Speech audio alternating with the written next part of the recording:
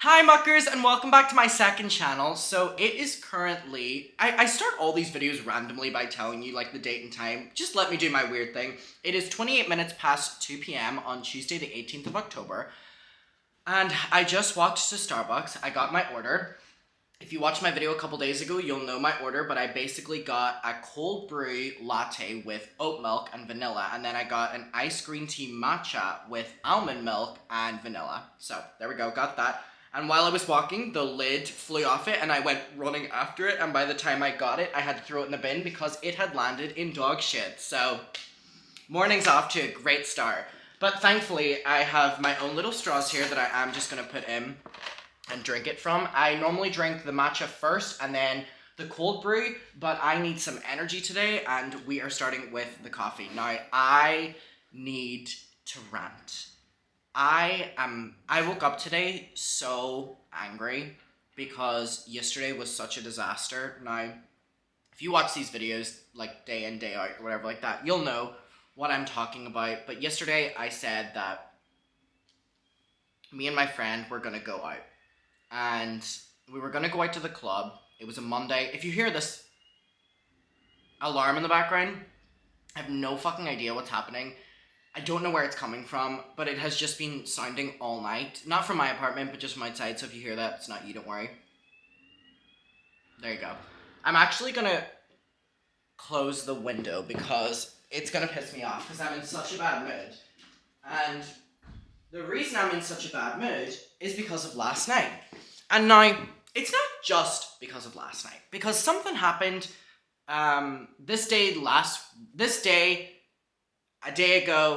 yesterday, a week ago, this also happened as well, and it was even worse. And I didn't tell you about it because I just didn't feel the need to talk about it. And a similar thing happened yesterday, and I'm going to tell you about that, and then to kind of further prove my point about how frustrated I am, I'm going to reference the previous story. So basically, I've spoken about the fact that I'm kind of over going out and I'm not enjoying clubbing and I'm just like not enjoying nightlife right now. As someone who enjoyed it so much, I've really pulled back from it and I just am really turned off by the idea of it. And I have not really gotten into the reason why, and a lot of people have been asking why the sudden change. I'm going to get into that in this video, and yesterday was a reason why the last place I'd want to be is a club right now. So I'm going to tell that story and then I'm going to tell the one from yesterday a week ago. So yesterday, me and my friend went to a club called Chalk. Now, it's in Brighton, right down by the pier, and the reason we went out on a Monday, because it's super random going out on a Monday, is because there's a thing called Chalk Mondays where it is their club night. I've been once like a year ago and I didn't like the vibe of inside. Like the music wasn't to my liking, but I had an alright time. And so we went out because my friend has been living with me for like a month or 2 months or something like that while she's been finding an apartment and she needed somewhere to crash for a bit. So she's been staying with me and she's moving out tomorrow. Is tomorrow the 19th? She's moving out tomorrow. So we said to each other, we haven't done Chalk Mondays in so long. Let's go, let's do it, because this is going to be our last time going out together and then coming back after a night out, getting our McDonald's, like we have our little ritual or whatever. So we do it. And we were both kind of tired as it was, but we knew we were going to have a good night if we went out. So we went to Weatherspoons first, which is just kind of like a bar restaurant. And we had 2 drinks. I got a Desperado cranberry and a pink gin lemonade, and she got 2 cocktails. And then we went to the club. Now, it had a huge line, which was a bit abnormal for like a Monday, but still it wasn't a problem. So we were waiting in the queue. We were going to meet up with our friends inside. Now, probably we're in the queue at this stage for an hour, I think. And the queue's, moving, but it's like looped around the street. And anyone who's there or has been to Chalk on a Monday will kind of know that that's a given. So we're in the queue for a bit. We're fine. I mean, we're kind of, like, we're not drunk, or we're not even tipsy, so the queue's a bit excruciating, but we have each other, and we're talking with the people around us. It's whatever. And so the queue finally starts moving, and we're about to have reached an hour 40 minutes in the queue. Now, we didn't end up going to the club. We literally waited until we got to the door and then walked out of the queue, which may sound stupid to a couple people, but we were so over by the stage, and you can't. If we're gonna jump the barrier, I wasn't gonna do that out of the sake of my own ego, and neither was my friend Rachel. And again, we'll explain that in a second. So we're in the queue for like an hour 40 minutes. You good, Milo? You good? You good? You good? Good. He's scratching himself and it's giving me flea PTSD. Anyways, so yeah, we're probably reaching like an hour 50 minutes into the queue at this stage, and we're almost at the like bend where we can see the entrance door, because again, this was looping around. And there were people that were queue jumping in like huge groups, and people would be like, oh, like, what are you doing? Like, don't do that. And then they would like have to get security, and they would go to the back of the queue. Because some people literally would come in groups, and they would just walk right in front of you after you've been queuing for like an hour, 40 minutes or whatever. So then that happens quite a lot, and then people were like defending their place and being like, we've been waiting here almost 2 hours, please go queue like we did. And then the people would. And so then these group of maybe 4 or 5 girls come in, and they're really drunk. And they skip the group of people in front of us. Now, we weren't really talking to them. We were talking to the people behind us, but we were, like, we had made a couple comments to them over the course of the 2 hours we were almost queuing. And they skip them, and they start getting really pissed off, but they're not really saying anything. And then the girls start literally making fun of everyone in the queue that's behind them because they've just skipped. So then they start making fun of my friend Rachel. And so she's there with us or whatever, and they start laughing at her or something. And they're really drunk, and they're just, and then they start making fun of me, and they start making fun of the group behind us or whatever. And there's just like there seems like there's a lot of them, because again, there's like 5 or 6 girls that are literally just joining the queue, and they're skipping everyone. Security didn't see them. So my friend Rachel then confronts them, because they're right in front of us, about them making fun of her. And they're like, and also, you just skipped the queue, like, you don't know anybody here, like everyone else, who, whenever people say they've skipped the queue, because again, the people in front of them, who, the girls who skipped, the group in front of them were like, you're skipping, like, can you, and they just said, fuck you. So then Rachel's like, and also, they said that you were queue jumping, and you basically just told them to fuck off, and so what's the thing about that?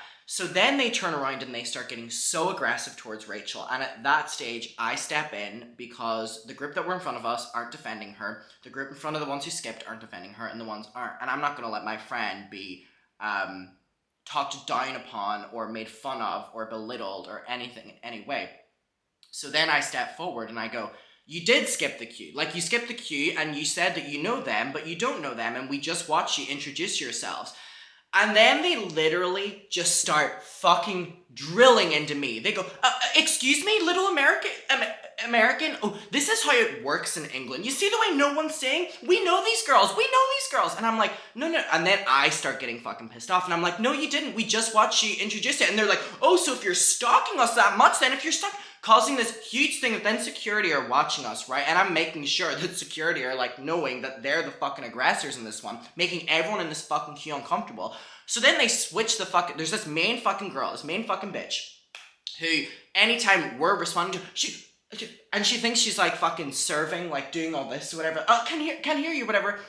Something switches in her after we then are like, okay, so you skipped the queue, you started basically just fucking harassing my friend Rachel because you're too drunk, and whenever she confronts you about it, and then I then say that, yeah, you skipped the queue, you start becoming fucking aggressive towards all of us. And then they're like, oh yeah, we're guilty of it, we're guilty, we don't know these people, who cares, welcome to England. And I start getting really confused, because she keeps referencing welcome to England. She's only speaking to me, and I turn around to Rachel, and I'm like, what? And I'm like, I know how to club in England. And she goes, no, you don't. She was like, go back to America or Canada. No one cares. No one wants you here. This entire thing where because fuck me, I get it enough from like Uber drivers who like, you said America. She goes, I don't care. This is how we do it in England. I don't care if you're from America or Canada. No one even wants you here. Go back to where you were from. So she starts switching that. And then I go, I go, Rachel, she's saying that I'm American or from Canada or whatever. And then Rachel goes, he's Irish. And I'm not even gonna fucking include here the stuff that her and her friends were saying to me because I was then Irish and they were English. And this was one of the main things that whenever the thing happened with the Queen, and I expressed that I didn't give a shit about it because let me tell you something. I love living in England and I've met some incredible people here, but the amount of Irish prejudice that I have encountered here over the 2 years has been astronomical. And the story that I'm going to tell you from yesterday, a week ago, is even worse than this one. So then they just start drilling in about Irish people. I'm not making fun of Irish people, but basically saying about how... I'm not even going to get it because it would make me so angry to...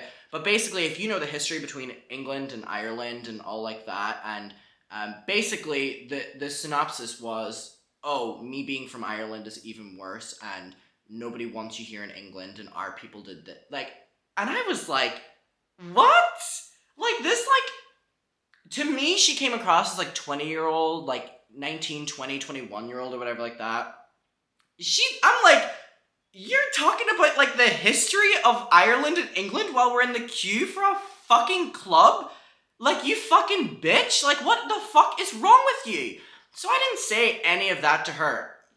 Because, let me tell you something, whenever I'm in confrontational situations, I have enough people online talking shit about me and making up stories about me. Reference LA last year, fucking people meeting me for fucking 30 seconds max, and then they make exposed videos that they had a huge encounter with me. I'm very careful about whenever I have confrontation with people, and fuck those people on YouTube who have made me feel that I'm like that. And you watching, if you know the history of my channel, know exactly who I'm talking about with that. And I'm not even gonna fucking do any dilly-dallying around it. Fuck you, you're an awful person. And fuck you for putting my almost like mental state scared to stand up for myself or whatever like that, because in a situation where I didn't even stand up for myself in LA, you fucking told the entire world a story that didn't happen. So whenever I'm in a situation where I actually need to stand up for myself, I don't, because I'm so fucking scared of, oh my god, if someone made a huge story and nearly fucking ruined my YouTube career over something that didn't happen, could you imagine if I even fucking said anything? So fuck you. But anyway, so I don't say anything past that point, and I just fucking, I'm just like this.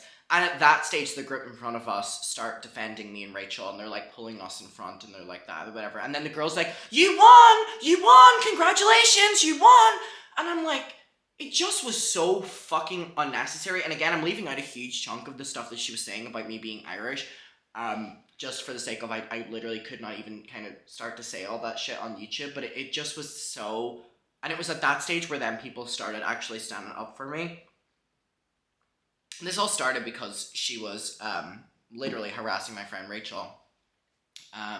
So anyway, that happened, and it was crazy. And what was so funny was we then waited in the queue maybe an extra 40 minutes to get to the front, and then by the time we got to the front, us and the group in front decided we didn't actually want to go into the club anymore, so we literally just walked out of the queue. Was that a waste of time? Absolutely, but me and Rachel were not going to go into the club after... We were shaking out of anger. And anyway, before I go to the story from a week ago, hold on, let me sip my coffee. I'm so like, I've just woken up so fucking angry and just pissed off today. And I'm sure you can tell from like my body language and everything, but I'm just like, I'm so fucking over it. And it really is just, I'm so fucking angry about it. And so anyway, probably like 10 minutes after that happens, a group of our friends who, you know, they're like friends where you don't see them often and you wouldn't really categorize yourself as like best friends, but like if you see them, like you're friendly with them. A group of them came into the queue and they saw us and they came over and they were like, hi Adam, hi Rachel, and we were like, hi Elise, hi Lewis, hi. We were saying hi to all these people or whatever. And then I went to them, I was like, hey, please don't even think about queue jumping with us. I was like, sorry to be a bitch, but like, please don't. Because there were so many of them as well, and I was like, let's not even like do any of this. And they were like, we weren't going to anyway, and that was fine because they're fucking normal people. Like, the queue was that long that, like, anyone joining in really did push everyone back. And so then whenever I'm hugging them, I hear those girls being like, oh, it's always the hypocritical I will get demonetized if I say that word in YouTube, but they were like, it's always the hypocritical CNTs, isn't it? Oh, it's always, y'all fucking seeing this? Like, it was just this big fucking song and dance. So I ignore, hug my friends, tell them that, they walk on. She continues doing it. I turn my back around her, and I just fucking turn around, and I go, you see how easy that was? I actually knew them once, and they didn't skip in. And I just turned around again. And she went to say something to me, and I turned around again, because she tapped my shoulder, and I turned around. She went to say something, and it was her friend beside her literally just went like this to her, it's not worth it, it's not worth it. And it was like, oh my god. And so anyway, yesterday, a week ago, we were in Weatherspoons. Again, this is literally the same place we were at yesterday.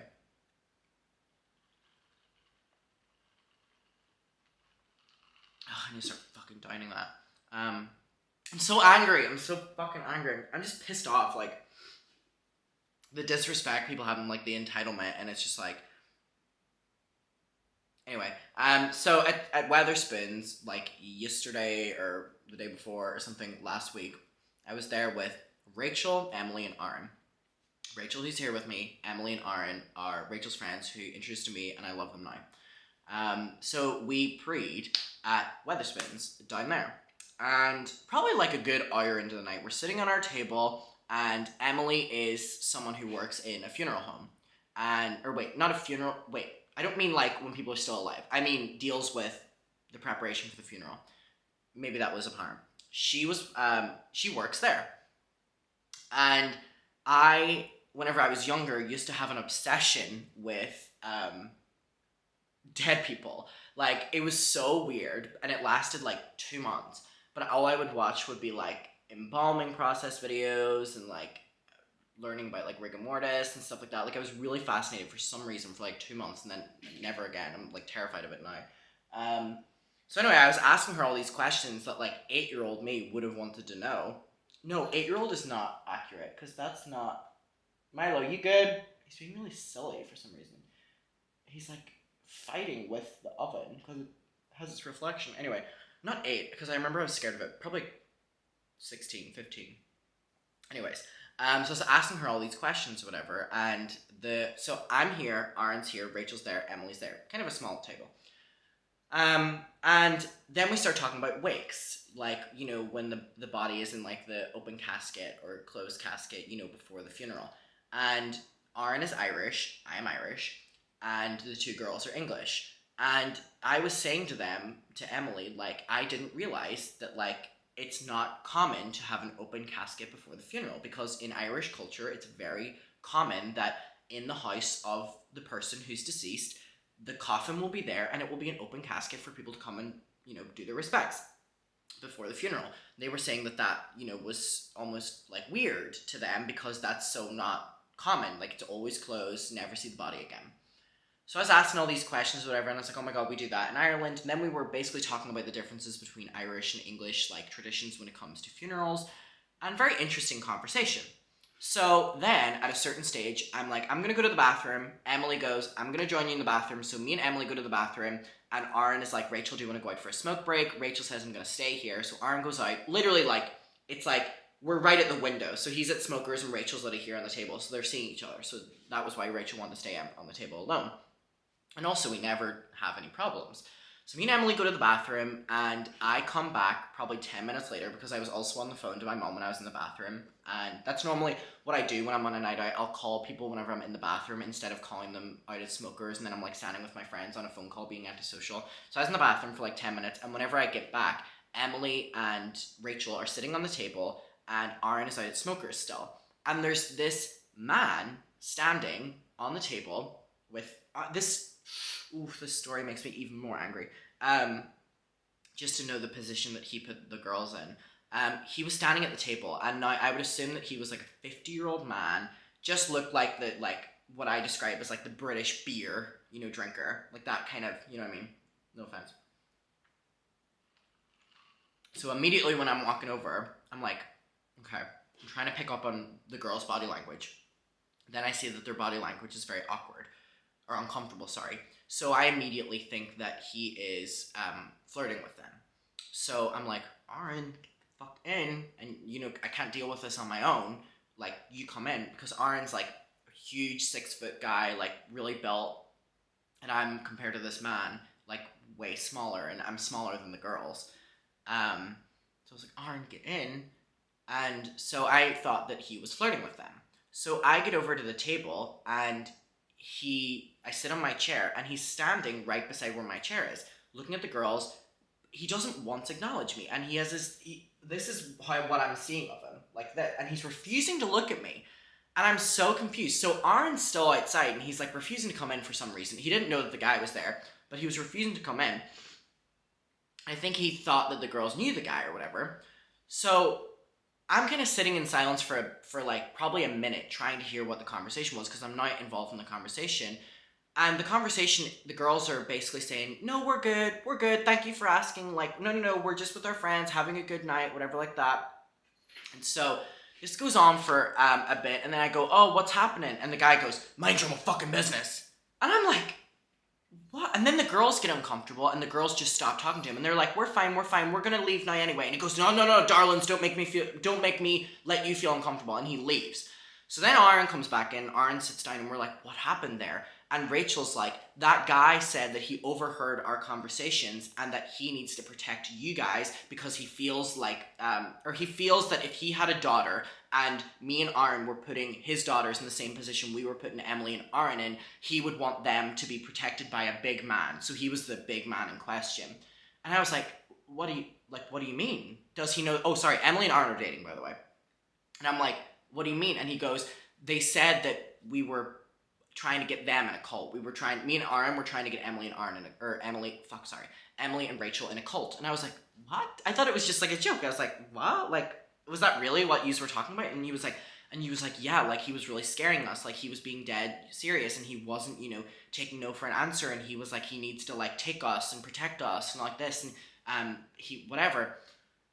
So then Aaron's like, oh, where is he? Like, whatever, like that. The guy comes back to the table and he goes, you're still sitting with the guys.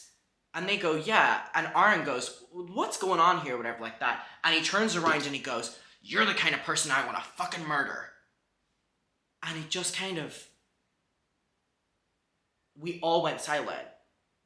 And then Aaron starts getting aggressive. And Aaron's like, what the fuck did you say to me? Like, what? And he goes, you and your family are the kind of people that me and my son want to take out. And he's around your build, he's around your age. And let me tell you, son, we'll find you.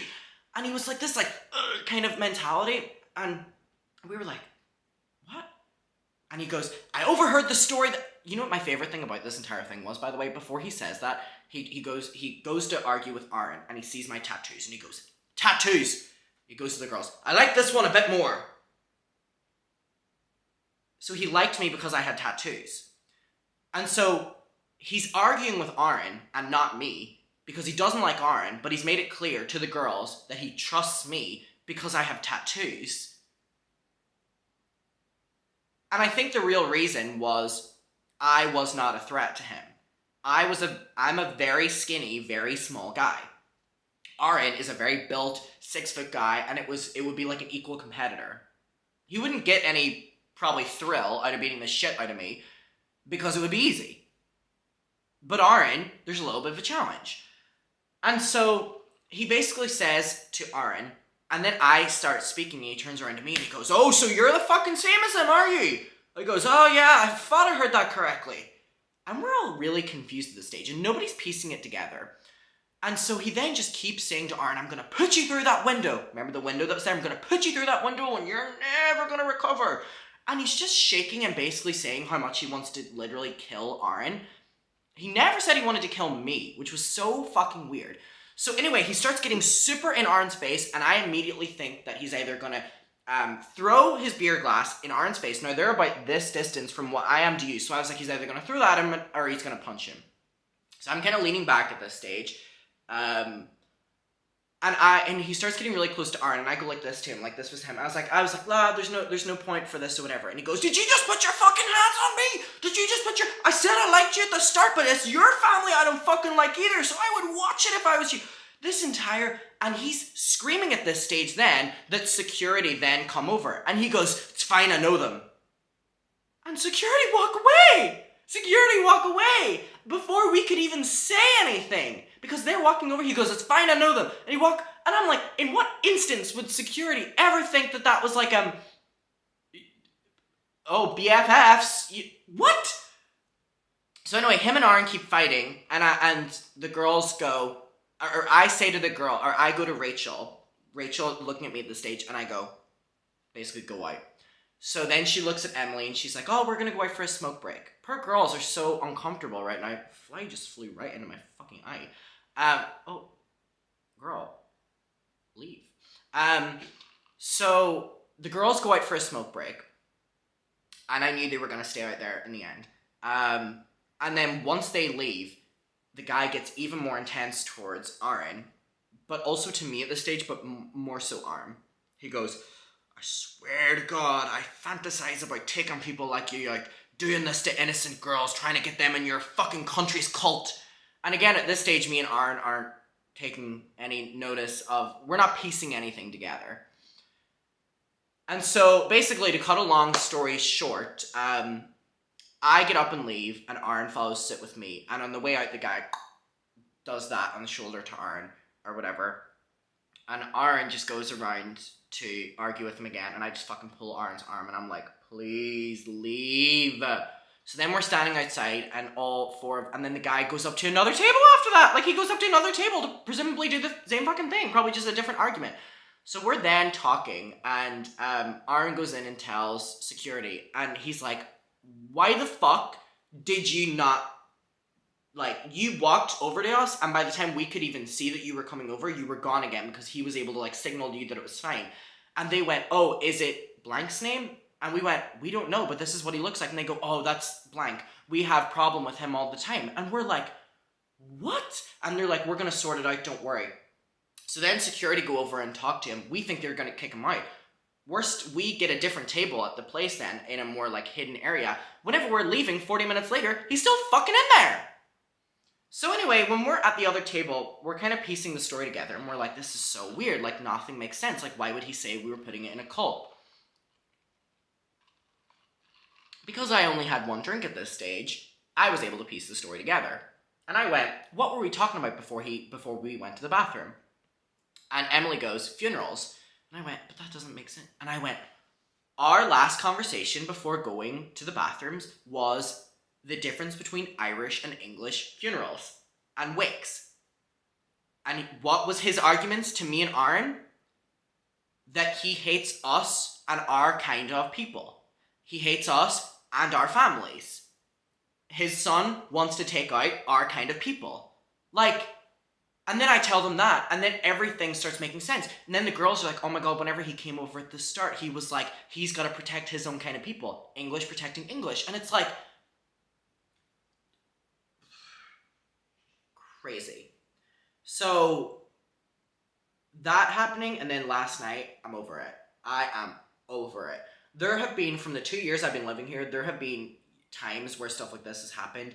Never intense like this, and never in such close proximity, and I don't know where it's all fucking coming from, and it's fucking terrifying, and it's scary, and it's just fucking crazy. And I was having the ironic thing was, yesterday, when me and Rachel were at Weatherspoons, she was kind of like jokingly saying to me that I'm quite a boring person when it comes to nights out. And I was like, what do you mean? And she was like, you only go to gay clubs. I do. I only go to gay clubs. There's a gay club called Revenge. I go there when I go clubbing. And there's a gay club called Legends, which is, Revenge is like for younger people. I would say probably the main demographic of Revenge is like 18-year-olds to 35-year-olds, whereas Legends is 35-year-olds to like 80-year-olds. And so they're the only places we really go to. Or well, I only go to. And, you know, Rachel goes out to other clubs. And I said to her, I was like, well, yeah, we should start going to other places. I was like, I'm going to be honest, the only reason I go to gay clubs so much is because it's really the only clubs I feel safe in. And it has nothing to do with the majority of people are queer. It has everything to do with gay clubs are phenomenal with how much money they put into their security and how much money they put into safeguarding and how much money they put into a nice atmosphere. I've never ever gone to a gay club where I feel uncomfortable. I've never ever gone to a gay club where I feel intimidated or anything like that. And that's the difference.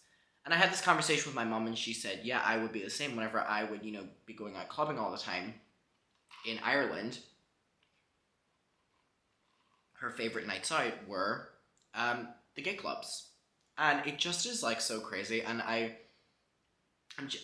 just wanted to come on here and rant. I'm really upset about it.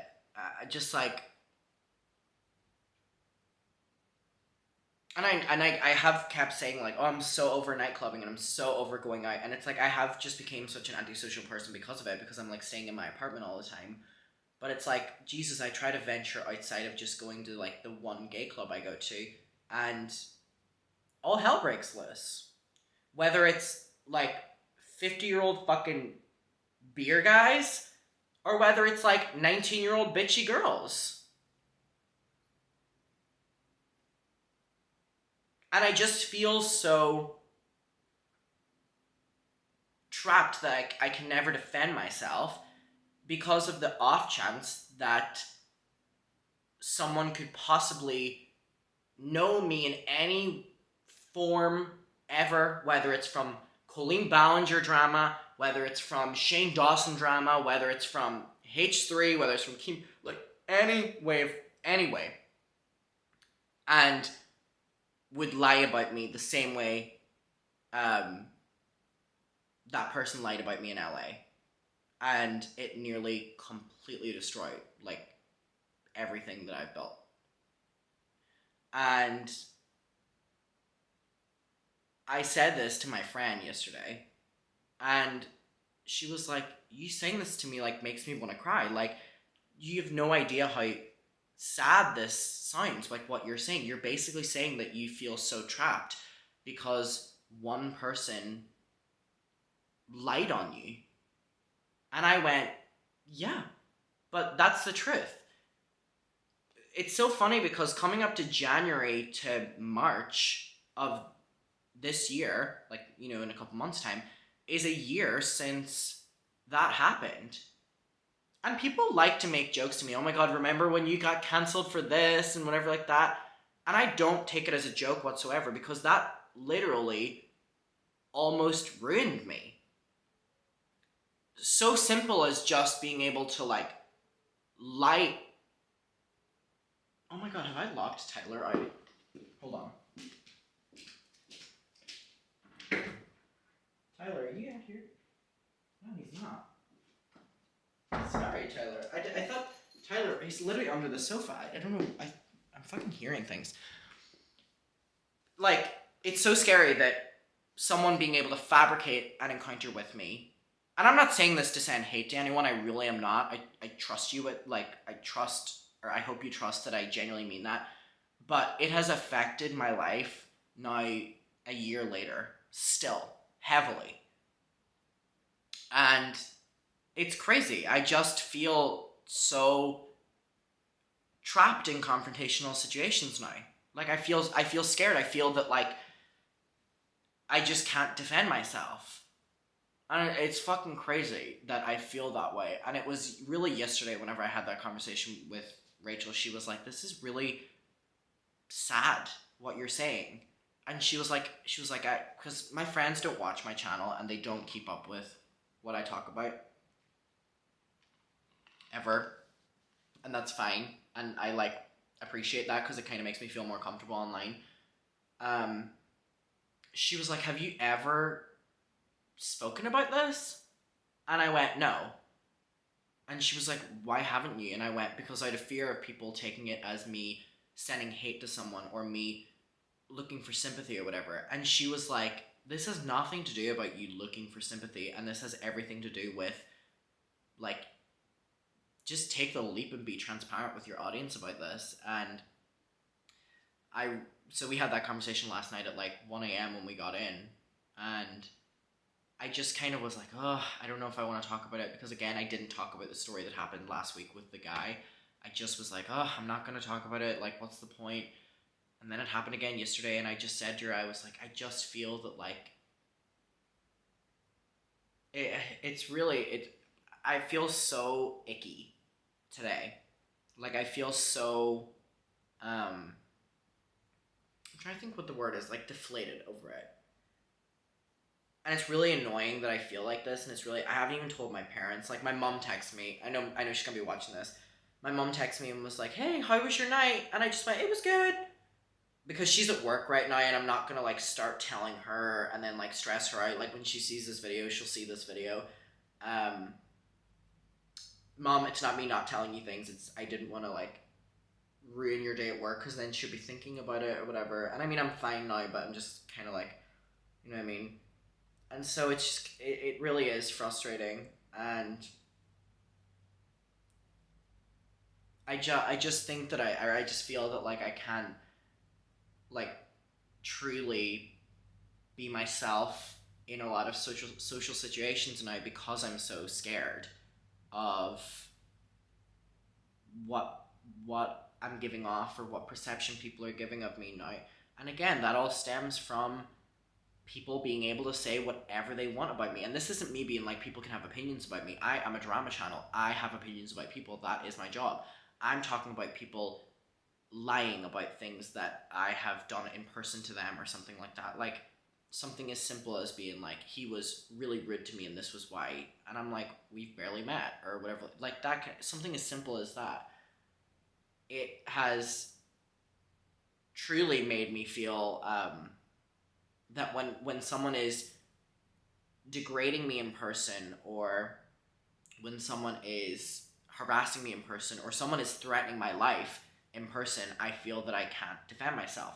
Is that stupid? Probably. But I would be 100% lying to you if I said that wasn't the genuine truth of how I'm feeling. And I'm kind of just, like, today feeling so, like I've said, not only deflated, but just kind of like what's, you know, like, what's the purpose, or what's the worth of, like, socializing? Like, what's, you know what I mean? Like, I feel that whenever I socialize these days, like, there are just more problems that come with it, like, or there's, like, more. And it's like, the only situations really I meet people in now are situations that are involving alcohol, because a lot of people my age, you know, like, don't want to go out for coffee, or don't want to go out to restaurants and stuff, and then I feel uncomfortable because of that. And, like, I don't know, it's just like, and I'm trying so hard not to, like, physically elope to my apartment again, like, because I really can, and I can just stop seeing people. I can stop going out, and I can stop socializing, and I can, like, literally, once I hit that point, I just stop, and I just spend every waking minute working, or every waking minute with my animals, or every waking minute, you know, traveling, or which is such a privilege, and I 100% understand that. But the reason I travel so much, and I'm so thankful that I can, and the full reason for that is you watching this right now, and I appreciate that, is because there's no pressure to talk to people, especially when I go to countries that have language barriers. Like, there's no, I don't know, I just don't know if I'm even making sense right now, but I'm just so, like, my brain is so clouded the past, like, 2 weeks, just because I've been having so many situations that have been so negative, and it's weird. It's really weird. I just feel that, like, there have been so many moments of, like, disrespect that I've encountered in Brighton recently. And this is not me talking shit about Brighton in any way, because I really do love it, and if I'm being honest, I genuinely have never felt more safe in a place ever. And of course you're going to get bad people in, you know, everywhere you go. But it's just been a lot recently, and yesterday was just kind of like, when it was happening, I was like, I know what this is gonna do to my brain. Like, this is just gonna reinforce it more. And I'm like one more of those encounters away from like packing my bags, getting the dogs and the cats, and we're going to fucking Paris. Like, and again, that has nothing to do with Brighton, but I just mean that like starting over. Obviously, I would never. I'm being very dramatic right now, but it's just like I'm really, really, really, really frustrated and really, really, really over it. I'm over it. So that's currently where I'm at right now. And I did want to film this video after my friend was like, talk to them about you. Like, talk to them. Tell them about this. And I was like, I don't know if it's worth it. Like, I don't want people to like take it in the wrong way, or I don't want people to think I'm just being overly complainy or whatever like that. But I really did want to. Then when I woke up this morning, I was like, yeah, I do want to. So anyway, I just wanted to come on here and talk about that. I love you. Thank you for watching. If you did, I will see you in my next one. Hopefully it's a lot more positive than this. And bye. Mwah.